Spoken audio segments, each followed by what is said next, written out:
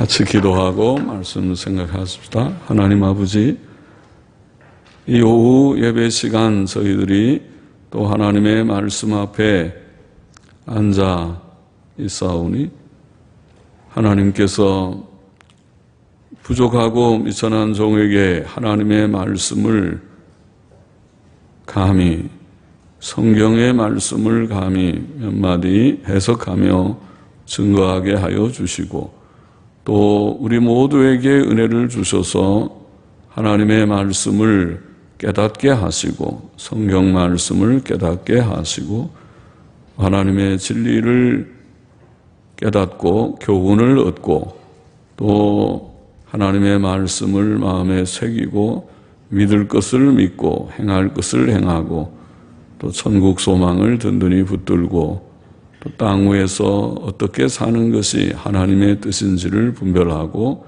바른 길 걷는 자들이 되게 하여 주옵소서. 예수님의 이름으로 기도하옵나이다. 아멘.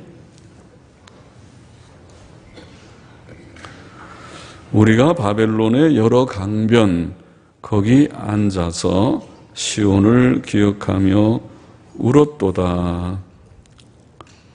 그 중에 버드나무에 우리가 우리의 수금을 걸었나니, 이는 우리를 사로잡은 자가 거기서 우리에게 노래를 청하며 우리를 황폐케 한 자가 기쁨을 청하고 자기들을 위하여 시온 노래 중 하나를 노래하라 함이로다. 우리가 이방에 있어서 어찌 여호와의 노래를 부를꼬. 4절까지 좀 다시 읽어봤습니다. 시편 137편.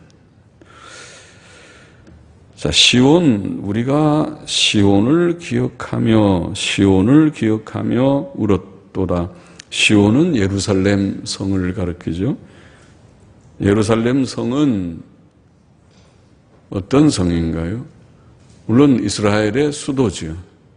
우리나라의 서울처럼 수도지만은 그냥 수도로서의 의미보다 예루살렘은 하나님을 섬기는 구약 백성, 구약 교회라고 할 수 있는 이스라엘 백성에게 있어서 성전이 있는 곳이었습니다. 하나님을 섬기는 곳, 오늘날로 말하면 예배당이 있는 곳입니다. 예배의 처소. 그러나 구약은 오늘 우리들의 예배당 개념보다 더 의미심장했습니다. 상징적인 의미를 갖고 있는 그런 장소이었습니다. 오늘 우리는 상징이 없는 이제는 시대가 돼서 예배당은 다 우리 모이는 편의를 위해서 건물을 짓고 하지, 이렇게 지어야 되는 딱 형식이 있지 않지만은, 구약에는 성막을 만들 때도 하나님께서 모세에게 시내산 위에서 한 형상을 보여주셔서 그 형상대로, 그 모양대로 짓게 하셨고, 또 성전을 지을 때도 성령님께서 성전의 설계도면 같이 성전의 구조를 다 일러주셔서 그것을 솔로몬이 그 설계도면대로, 그 구조대로 성전을 짓게 하셨고, 또 하나님의 지시대로 여러 성전의 기구들을 만들었습니다. 그것은 하나님의 특별한 그런 진리가 거기에 담겨 있고, 그 진리를 우리는 이해합니다. 그것은 바로 예수 그리스도를 상징했습니다. 그래서 이제 구약에 우리가 예표라고 말하는, 상징이라고 말하는 이러한 제사제도, 성막제도, 성전제도, 이런 제도, 또 절기나 이런 모든 제도가 이제는 하나님의 아들 예수 그리스도께서 오심으로 다 완성이 되어서 이제는 상징이 없어진 것입니다. 이제는 더 이상 그런 상징은 없습니다. 상징이 남아있다면 이제는 세례와 성찬이라고 하는 두 개의, 그거는 매우 단순한 상징이 남아있을 뿐입니다. 두 개의 상징이 남아 있지만은 그러나 신약교회에는 상징이 많이 없어진 그런 시대입니다. 시온 예루살렘 성은 하나님의 성전이 있는 아주 의미심장한 예수 그리스도를 상징하는 예수 그리스도의 십자가 피의 대속을 상징하는 그런 제사가 있고 심승의 제물의 피뿌림이 있고 법궤가 있고 법궤 위에 속죄소가 있고 또 모든 성소 안에 세 개의 기구들과 또 뜰에 두 개의 기구가 있는 그런 구조를 가진 상징이 있는 곳이고 하나님의 임재가 있어서 하나님께서 피의 속죄를 통해서 이스라엘과 만나시는 속죄소 거기서 내가 너희를 만나리라. 속죄의 피가 있는 죄인은 감히 하나님을 만날 수 없고 하나님과 교통할 수 없지만은 예수 그리스도의 대속의 피공로로 말미암아 우리의 죄를 사해 주시면서 만나리라 하신 것입니다. 그래서 하나님이 이제는 우리를 만나고 우리도 하나님을 배우게 됐습니다. 죄 많은 우리지만은 죄에는 가슴이 떨려서 감히 거룩하신 하나님을 배울 수 없지만은 그러나 주의 피로 죄 씻음을 받은 줄 믿기 때문에 감히 담대히 하나님께 나아가서 아버지 죄인이 왔습니다. 탕자와 같은 제가 왔습니다. 그렇게 말할 수 있었습니다. 그래서 하나님을 만나고 하나님께 예배를 드리고 찬송과 기도를 올리고 그것이 구약의 성전이고 오늘 신약의 교회도 비슷한 것입니다. 예수 그리스도의 이름으로 죄 씻음 받은 줄을 믿기 때문에 예수 그리스도의 이름으로 예배를 드리고 찬송을 부르고 하나님께 찬송을 올리고 기도를 올리고 의미심장하죠. 그러나 꼭 합정동 동막로 26에만 예배당이 있어야 되는 것이 아니고 어디에든지 우리 집에서도 같이 모여서 가족이 모여서 예배드리면 그곳이 하나님과 만나는 예배의 처소가 되고 성전이 될 수 있는 그런 신약시대입니다마는 주의 이름으로 모이는 두세 사람이 모이는 그곳에 또 늘 시시때때로 모여서 예배를 드리고 또 함께 말씀을 나누고 찬송가를 부르고 기도를 진지하게 올리는 그곳에 성전이 있다고 볼 수 있는데 구약의 시온은 그런 성전이 있고 예배가 있는 곳이었습니다. 그런데 유다 백성들이 하나님 앞에 범죄함으로 어떤 범죄를 했나요? 그들이 하나님이 십계명의 제1, 2계명 나 외에 다른 신을 두지 말라 우상을 만들고 그게 절하거나 섬기지 말아라 하는 1, 2계명부터 어기고 나머지 계명도 물론 많이 어기고 그래서 죄를 많이 지었습니다.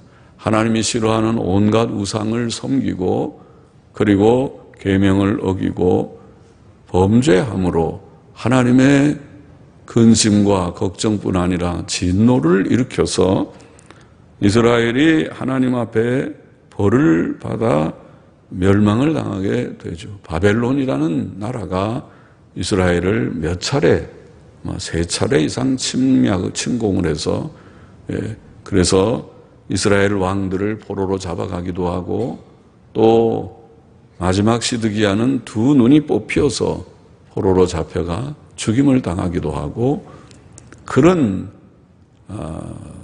치욕을 당하는 역사가 이스라엘의 멸망기의 역사입니다. 그래서 유다, 이스라엘이 남북으로 나뉜 다음에 북방은 보다 일찍 망하고 남방이 주전 586년에 바벨론에 의해서 3차 공격, 세 번째 공격으로 침공으로 완전히 멸망하게 되는 그 이후 이제 성전은 다 불타버리고 궁궐도 물론 불타버리고 예루살렘이라는 이스라엘의 수도는 황폐하여지고 많은 사람들이 포로로 잡혀가고 이스라엘은 이제 다 멸망했습니다. 그때 포로로 잡혀간 그들이 바벨론 나라의 강에서 바벨론 강은 지금 바벨론, 지금의 바벨론이 바로 이라크입니다. 이라크라고 하는 나라가 이라크의 바그다드의 수도인가요? 바그다드가 옛날에 바벨이라고 하는 도시하고 아마 가깝지 싶은데 그런 이라크 나라의 큰 강이 이 유프라데스 강이라는 유명한 메소포타미아 세계 3대, 4대인가요? 문명의 발상지라고 하는 메소포타미아 강이 흐르고 그 옆에 티그리스 강이 흐르지 않습니까? 그런 바벨론의 강들, 강변이라는 말은 그런 강들이겠죠. 그런 강들에서 유대인들이, 포로로 잡혀간 유대인들이, 포로 신세니까 가서 그들이 제대로 자기의 권리를 갖지 못한 자들이었겠죠. 지금도 우리가 일본에 사는 사람들이 시민권 갖지 못하고 제일교포 무슨 조선 사람들, 조선징 조선 사람들이라고 차별을 받는 것과 지금도 아마 차별이 없지 않겠죠. 그 비슷한 거겠죠. 그렇게 거기서 그들이 포로라는 신분으로 거기서 살고 있으면서 여러 강변에 앉아서 시온을 기억하고, 야, 우리나라는 망하고 시온이 망하고 우리 성전이 다 불타버리고 이젠 더 이상 하나님의 집에 모여서 예배도 드리지 못하고 찬송가도 마음대로 못 부르고 기도도 못하고 성경 말씀을 듣는 그런 은혜의 설교도 더 이상 듣지 못하고 그러니까 눈물이 나겠죠. 그래서 우리가 죄를 지어서 우리 선조들이 그리고 우리가 죄가 많아서 이렇게 망했다. 그리고 눈물을 흘렸던 것이라고 봅니다. 그 중에 버드나무에 우리의 수금을 걸었나니 이는 우리를 사로잡은 자가. 자, 그들이 왜 버드나무에다가 수금을 걸었습니까? 수금은 버드나무에 거는 게 아니라 자기가 손으로 닦고 트는 거잖아요. 요즘 말하면은 기타나 무슨 바이올린이나 그런 악기처럼 옛날에 하프라는 수금은 저런 피아노 전신에 합시코드라는 게 있고 이것도 피아노도 뜯어보면 속에가 하프처럼 생겼죠. 줄들이 쭉 나와 있어요. 옛날에는 우리가 건반이 아니라 그런 줄들이 있는 것 자체를 줄을 튕기니까 그게 하프지요. 그게 조금 소형이 수금이나 뭐 이런 것이라고 생각되는데 작은 종류의 그런 줄 몇 개 달린 그런 악기겠죠. 그걸 가지고 이제 연주를 합니다. 그러니까 그거 다 찬송을 부르기 위해서 쓴 것이었습니다. 악기입니다. 그런데 그거를 버드나무에다 걸어놓는 것은 여기에 설명하기를 이는 우리를 사로잡은 자가 거기서 우리에게 노래를 청하며 우리를 황폐케 한 자가 기쁨을 청하고 자기들을 위하여 시온 노래 중 하나를 노래하라 함이로다. 자기를 잡아갔던 그 바벨론 사람들이 자, 저 유대인들, 포로들, 종들, 여기 다 많이 옆에서 이제 한쪽에서 좀 다 앉아서 쉬고 있겠죠. 자, 저 좀 나와가지고 우리 술 마시고 좀 흥을 돋구기 위해서 시온 노래를 좀 하나 불러봐라. 너희가 옛날 너희 나라 망하기 전에 나에서 노래 잘 불렀다고 그러는데 그 노래 한 곡 좀 불러봐라. 그런 것입니다. 그래서 세상 사람들이 우리 예수 믿는 사람들을 포로로 잡아놓고 야, 그 찬송가 너희 찬송가 잘 부르지 찬송가 좀 한번 불러봐라. 우리 좀 술 좀 기분 좀 내게 불러봐라. 그런 것과 같은 것이죠. 그러니까 지금 여기 시편 저자가 말하기를 우리가 이방에 있어 어찌 여호와의 노래를 부를고 여호와의 노래는 하나님께 찬송하는 노래 아니에요. 사람 기분 좋게 하려고 하는 거 아니죠. 세상 노래하고는 다르죠. 노래가 자체가 목적이 다르는 것이죠. 성격이 좀 달라요. 우리가 일반 세상 노래는 동요든지 뭐 가요든지 팝송이든지 뭐든지 간에 세상 노래들은 대체로 우리를 위한 노래잖아요. 우리에게 즐거움을 주는 그런 노래예요. 그러나 교회에서 부르는 찬송가는 성격이 다르죠.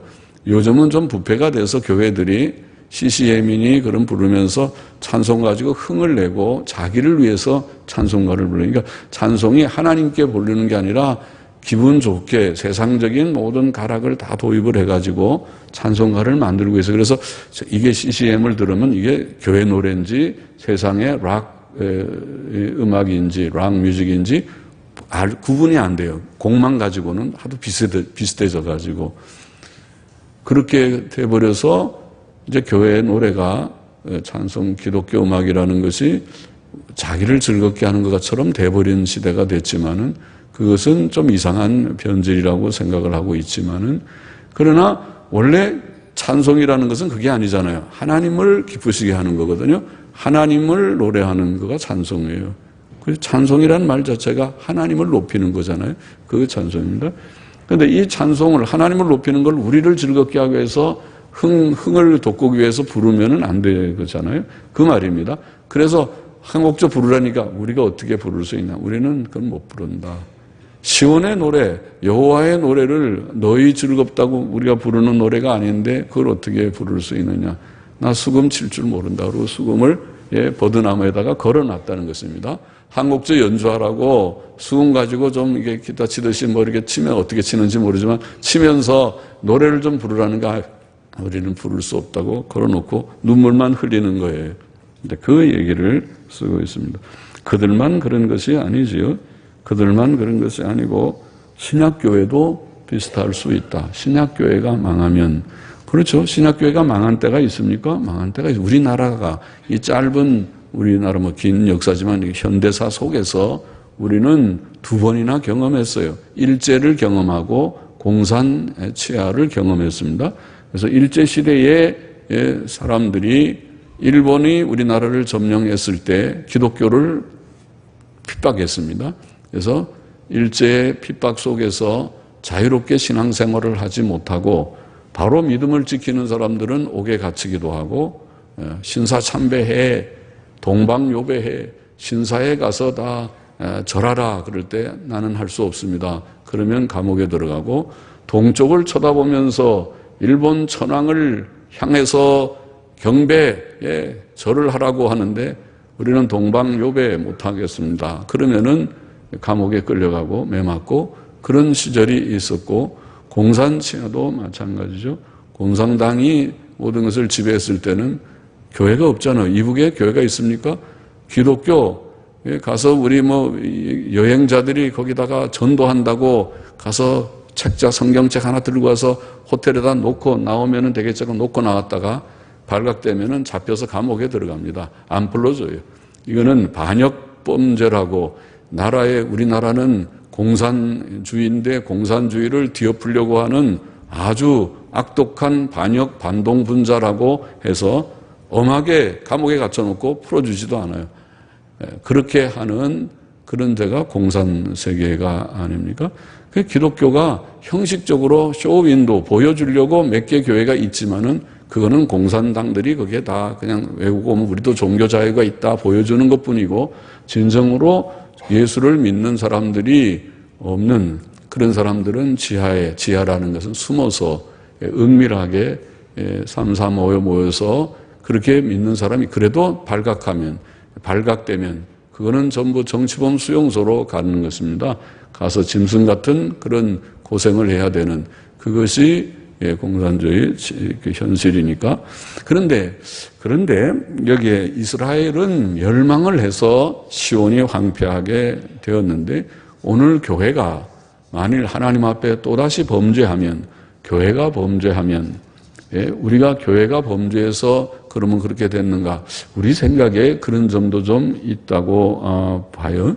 그래서 우리가 늘 말하지만은 평양은 우리 한국에 지금 이 기독교가 들어온 지 한 100년 되는 한국의 평양은 한국의 예루살렘이라고 그랬거든요. 거기는 그렇게 교회가 많고 이북에서 내려온 우리 교인들도 있고 많이 있고 그러지 않았습니까? 그 공산당이 싫어서 다 내려온 사람들이거든요. 공산당들이 종교의 자유를 탄압하기 때문에 그것을 견디지 못해서 자유를 찾아서 내려온 그런 사람들이 많죠. 그래서 우리나라에 이북 사람들이 많은 것입니다. 이북 교회도 많고 대표적인 교회들이 아마 영락교회 가면 처음 이북 사람들이 내려와서 영락교회를 만들고 그랬을 것입니다.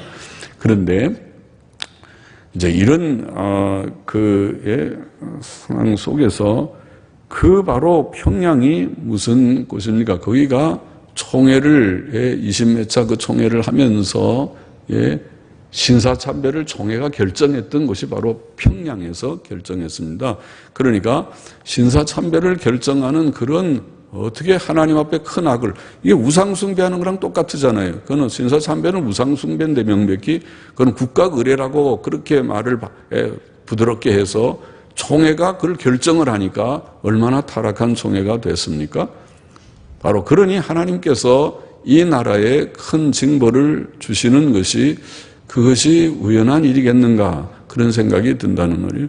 그래서 한국의 예루살렘 꼭 이게 비슷해요. 유대 땅에 시온이 범죄하다가 황폐하여진 것처럼 우리나라가 평양이 신사참배도 결정하고 하나님 앞에 목사들이 모범적으로 타락하는 그런 증거들을 보일 때에 하나님께서 큰 공산당이라고 하는 그런 큰 어떤 몽둥이로 때리신 것이 아닌가. 그러니까 평양이 지금은 아주 북한의 공산당의 핵심 도시가 되지 않았습니까? 평양은 그들의 성지입니다. 북한에. 다른 데는 다 가난해도 평양은 화롭다고 하지 않습니까? 공산당의 본거지가 됐어요. 참 이게 그런 아주 아이러니죠. 우리나라의 예루살렘이 저렇게 변질되었다니. 이것은 하나님께서 오늘날에도 신약교회도 하나님 앞에 우리가 바로 서지 않으면 언제든지 매를 들 수 있겠구나. 개인도 그렇고 가정도 교회도 우리나라 전체도 우리가 하나님 앞에 잘못한 무슨 잘못을 하면 하나님 중심으로 살지 아니하고 서로 미워하고 돈이나 사랑하고 음란하고 죄를 우리가 짓고 또 지으면 하나님께서 안 되겠구나. 이 민족은 못 쓰겠구나.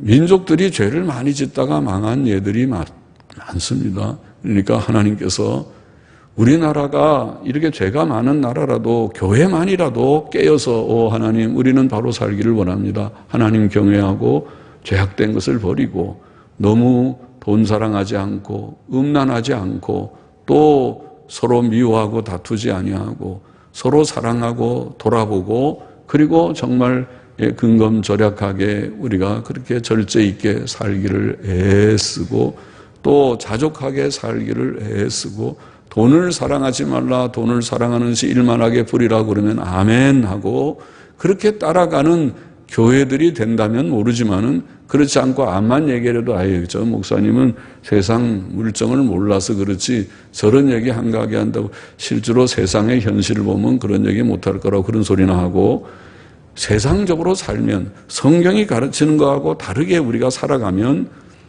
지금은 금방 살 것 같지 모르지만 하나님의 진노를 쌓는 거죠. 하나님께서 보시고 너희는 교회도 아니다. 너희는 성도도 아니다. 너희는 성경책을 가지고 거꾸로 읽고 있는 자들이냐? 성경이 그렇게 말하냐? 그렇게 보실 거예요. 그리고 하나님이 노를 쌓다가 마침내 안 되겠다. 그러면은 휴전선을 열어버리실 수도 있다는 거예요. 이거는 엄포가 아니라 열어버릴 수도 있어요.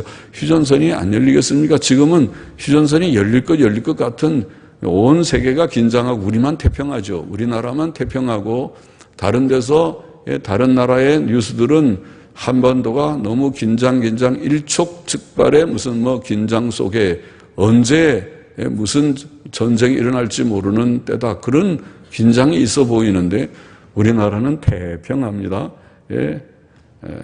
서로 사이좋게 잘 갈 것 같이 태평하지는 합니다.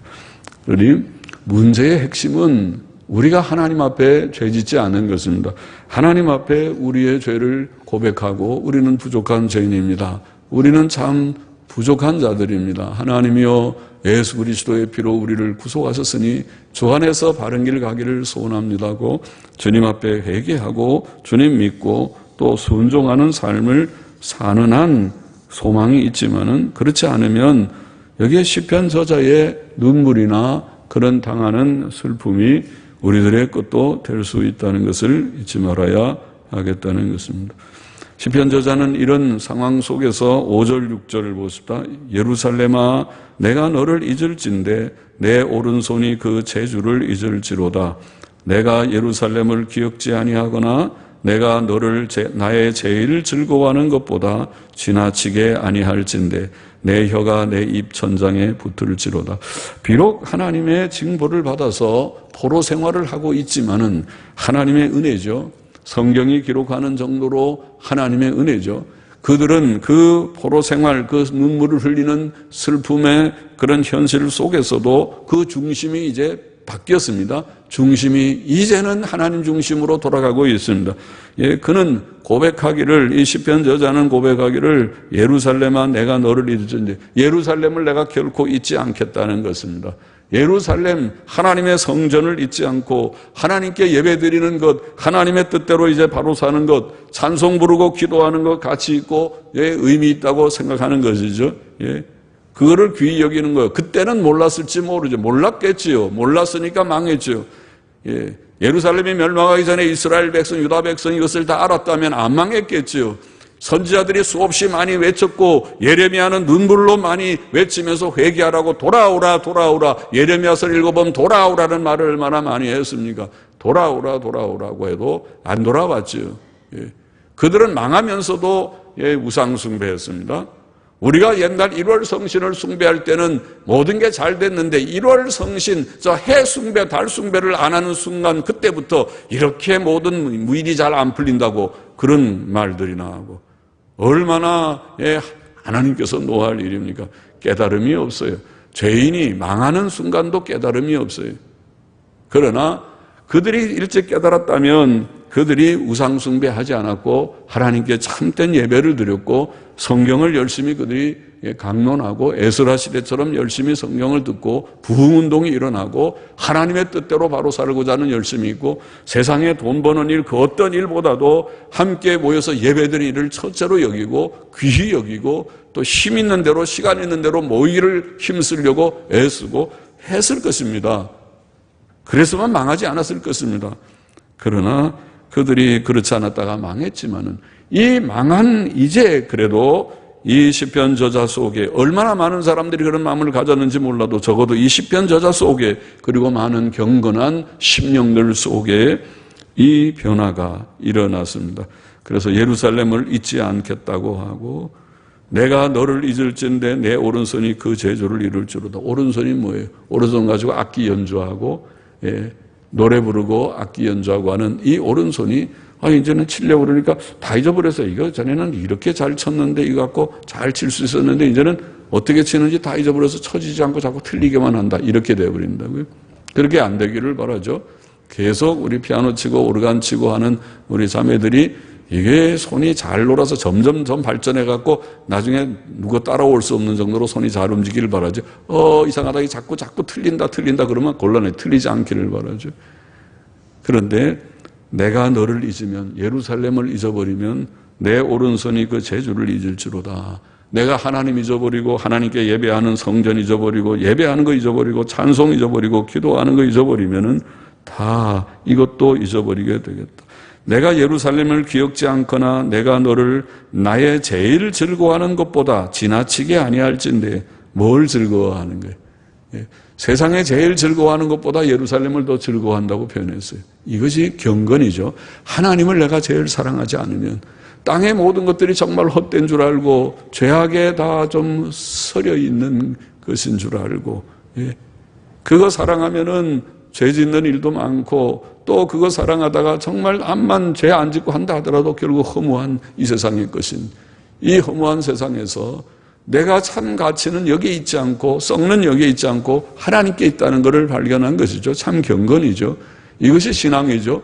우리가 신앙은 예수님 말씀대로 너희가 썩는 양식을 위하여 일하지 말고 빵 5개로 5,000명 먹이면 와 놀라운 기적, 병든 자를 나서주면 와 놀라운 기적. 놀랍지만은 그게 병 나서 봐도 그건 늙어서 죽고 빵 5,000명 먹여서 매번 먹여봐도 나중에 또 배고프지만은 다 먹어도 나중에 늙어 죽는 그는 썩어질 세계의 그런 일들이라는 것을 깨닫고 너희는 썩지 않는 양식을 위하여 일하라. 썩지 않는 양식은 하나님이 보내신 예수 그리스도를 믿는 것이다 표현했어요. 그래서 예수님 믿고 죄 사함 받고 하나님을 정말 아는 하나님 중심으로 사는 것을 지키라는 말이죠. 하나님 중심으로 살아라는 거죠. 땅에 있는 것들은 아무리 내가 좋은 것이라 하더라도 그만하다는 말이죠. 이것보다 하나님 사랑하는 것은 능가해야 된다는 말이죠. 그렇지 못하면 이 땅의 것들이 더 강하고 하나님은 그냥 오늘은 바빠서 하나님 이건 빼먹고 이게 너무 중요하면 하나님은 이 두 번째, 세 번째 그거는 나중에 이건 차순 떨어지고 그 다음에 내가 세상의 것들이 너무 크면 하나님 믿는 참 경건은 아니겠죠. 그것을 성경은 많이 말씀했어요. 그래서 여기도 이 시편 저자의 고백을 통해서 예루살렘을 세상에 제일 즐거워하는 것보다 내가 지나치게 좋아하지 않으면, 더 좋아하지 않으면은 내 혀가 내 입천장에 불을 지르다. 보통 때는 노래를 부르면은 노래를 잘 부르죠. 혀가 움직여야 노래가 잘 부르고 소리가 나오잖아요. 혀가에서 발음을 혀를 이렇게 하고 안만 하면 목소리가 안만 좋아도 하면은 이게 소리가 아예 요 소리가 안 나요. 무슨 말 하는지 그냥 이렇게 하지만은 이렇게 소리를 움직여야 나의 생명 되신 주님 앞에 나갑니다. 소리가 이게 노래가 나오지. 이게 혀가 붙어버리면 안 나올 거예요. 그러니까 혀가 붙어버릴 것이다. 내가 정말 하나님을 정말 더 사랑하지 않으면은 혀가 붙어버리고 오른손이 내 재주를 다 잃어버릴 것이다. 이렇게 표현할 정도로 이 시편 저자는 하나님의 사랑을 고백하는 거예요. 참된 경건을 고백하고 있는 것입니다. 우리는 어떤가? 우리가 정말 오늘 하나님께 예배드리고 여기 있지만은 교회에도 계시지만은 정말 하나님 사랑하고 또 이 세상의 그 어떤 것보다도 예배에 서서 예배당이 내게는 귀하고 예배 시간이 귀하고 찬송 부르는 것이 귀하고 성경책이 귀하고 개인적으로 읽는 것도 귀하고 함께 듣고 부족한 목사가 설명해 보지만은 이걸 좀 해석해서 설명하는 그 말을 한번 들어보는 것이 귀하고 하나님께 기도를 올린 것이 귀하고 정말 귀하고 하나님이 귀하고 내 생에서 내가 좋아하는 그 무엇보다도 무엇을 여러분이 좋아하시는지 몰라도 좋아하시는 그 무엇보다도 하나님이 그것보다 더 좋습니다고 여러분은 고백할 수 있습니까? 시편 저자는 고백했는데요. 그렇게 고백하는가? 너는 어떤가? 이것을 하나님께서 물으시는 것이 아닌가요? 7절 이하에 보면 여호와여 예루살렘이 해봤던 날을 기억하시고 에돔 자손을 치소서. 저희 말이 회파하라 그 기초까지 회파하라 하였나이다. 여자 같은 멸망할 바벨론아 혹은 멸망할 바벨론에 따라, 보통은 나라를 여성으로 부릅니다. 따라 그렇게 부릅니다. 바벨론에 따라, 멸망할 바벨론에 따라 내가 우리에게 행한 대로 내게 갚는 자는 복이 있으리로다. 유복하린 복이 있다는 말이죠. 내 어린 것들을 반석에 메어치는 자는 복이 있으리로다. 무슨 말이냐면 유다가 멸망할 때에 바로 이 에돔은 사실은 유다 백성하고 사촌지간이잖아요. 사촌지간이면 유다는 야곱의 12아들의 그런 또 자손들이고, 그리고 야곱의 쌍둥이 형인 에서의 자손이 에돔이잖아요. 그러면 사촌이죠. 말하면 그 자손들 간에는 형제와 같은데, 그런데 유다가 멸망할 때 에돔이 동정이라도 하고 아이고 이 사촌 우리 그 형제가 저렇게 고통을 당하는데 안 됐다. 저 어떻게 하냐. 이렇게 좀 마음이라도 같이 동정을 안 하고 저게 잘 됐다. 저거 다 싹싹 다 망했으면 좋겠다. 그리고 미워하고 유다 백성을 무정하게 저주하였다고 우리가 말합니다. 회파하라. 기초까지 회파하라. 싹 다 망해버리라. 이번에 아예 망할 때, 아이고, 내가 평소에 저 유다가 좀 눈에 가시같이 보기 싫었는데, 아이, 잘 됐다. 싹 망해버리면 좋겠다.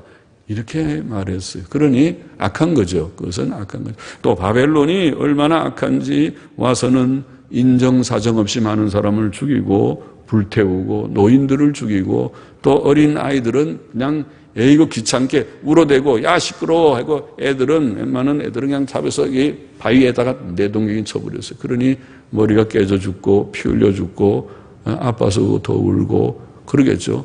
그렇게 애들을 그렇게 마구잡이로 때려 죽이고 밟아 죽이고 그렇게 하는 무자비한 그런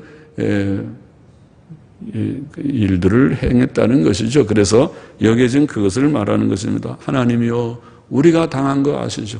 에돔이 어떻게 우리를 저주했는지, 바벨론 사람들이 어떻게 우리를 그렇게 학대하고 우리를 유린했는지 아시죠? 짓밟았는지 아시죠? 그것을 하나님께서 공의로 보응하시겠죠. 공의로 보응하시겠죠. 보응하실 것입니다.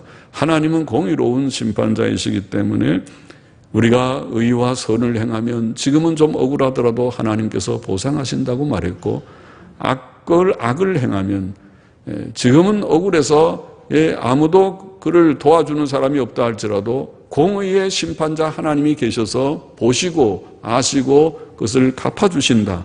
전도서 12장 14절에 보면 하나님은 모든 행위와 모든 은밀한 일을 선악간에 심판하시리라. 아무리 은밀한 일도 하나님이 공의롭게 갚아주신다. 그러니 뭐 공개적으로 그들이 학살하고 한 것을 모를 리가 없잖아요. 억울한 일이죠. 이스라엘이 무슨 바벨론에 잘못한 일이 있습니까? 없죠. 그냥 침공해서 저거 약해 보이고 그러니까 우리가 먹어버려 그러고 하는 것이죠. 그것이 침략자들이죠. 그렇잖아요. 이 세상은 강대국들이 그렇게 침략을 많이 하지 않았습니까? 지금은 이제 많이 전쟁을 거치면서 서로 견제하느라고 국제연합이니 뭐 그런 거 유엔을 만들어가지고 어느 한국이 침공하면 우리가 함께 가서 싸워준다. 지금 그러고 있지만 잘 되지는 않지만은 그래도 좀 낫죠. 각각 무슨 뭐 한미 동맹인이 있어가지고 뭐가 오면 우리가 한다. 만일 그런 동맹이나 누가 도와주는 데가 없으면은 더 힘들겠죠. 그런 이제 좀 있지만 옛날에는 그냥 막 힘 있는 데가 많이 침공해서 우리나라는 수없이 많이 침공을 당하지 않았습니까? 뭐 청나라의 역사가 별로 오래되지 않지 않았습니까?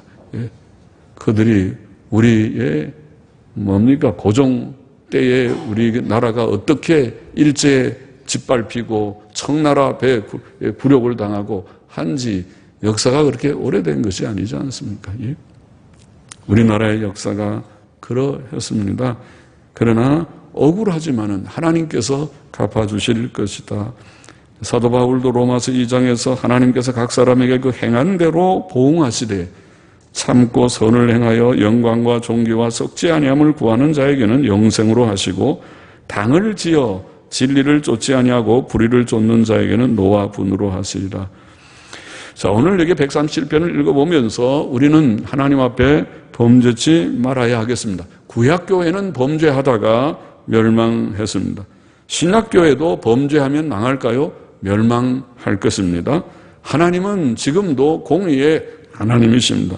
참으로 우리가 구원받고 중생한 자들이라면 죄짓지 말아야 됩니다. 죄짓지 말아야 된다는 말을 들을 때에 아멘해야 되고 그 말을 우리가 지키려고 애써야 되고 그래 비록 때때로 넘어지고 부족함이 있을지라도 다시 일어나고 나의 의가 되시는 주님을 붙들고 바로 살려고 몸부림해야 되지. 그렇지 않고 이거 괜히 자꾸 너무 그렇게 까닭스럽게 저거 대충 합시다. 우리가 편안하게 삽시다. 그리고 넓게 가면 그리고 죄도 슬슬 짓고 가면 하나님께서 가만두십니까? 구약 백성이 그러다 망했습니다. 신약교회도 그런 식으로 가면 망하게 될 것이다. 그것을 잊지 말아야 하겠습니다. 그리고 또 오늘 137편의 교훈은 우리가 예루살렘, 곧 오늘날 교회를 잊지 말고 항상 기억하고 정말 세상에서 가장 그것을 즐거워하는 대상으로 여겨야 하겠다는 것입니다. 교회는 하나님의 사랑과 관심의 대상입니다. 교회 건물을 말하는 것이 아니라 예수 믿고 구원받은 여러분들 말이죠. 교회라고 하는 것은 예수 믿는 자들의 연합을 가리키는 말인데 예수 믿고 구원받은 연합체인 여러분은 왜 그것이 귀하냐면 하나님 보시기에는 저와 여러분은 보화와 같은 것입니다. 왜냐하면 하나님의 아들 예수 그리스도의 피를 흘려서 우리를 사시고 구원하신 것이니까 여러분의 값으로 말하면 하나님의 아들의 값과 맞바꾼 것입니다. 하나님의 아들의 값이 얼마입니까? 몇 억이면 되겠습니까? 몇 백억, 몇 천원, 몇 조? 어림도 없는 얘기입니다. 억만금을 줘도 하나님의 아들과 값을 바꿀 수 없는, 계산할 수 없는 그런 가치에 예수 그리스도의 피를 흘려서 저와 여러분을 사셨기 때문에 우리를 하나님께서 관심 있게 여기시고 사랑하시고 가치 있게 여기신다는 말인 것입니다. 그래서 이 교회, 주의 피 흘려 사신 무리들이 모여서 진실이 주님을 믿고 섬기고자 하는 교회 말입니다.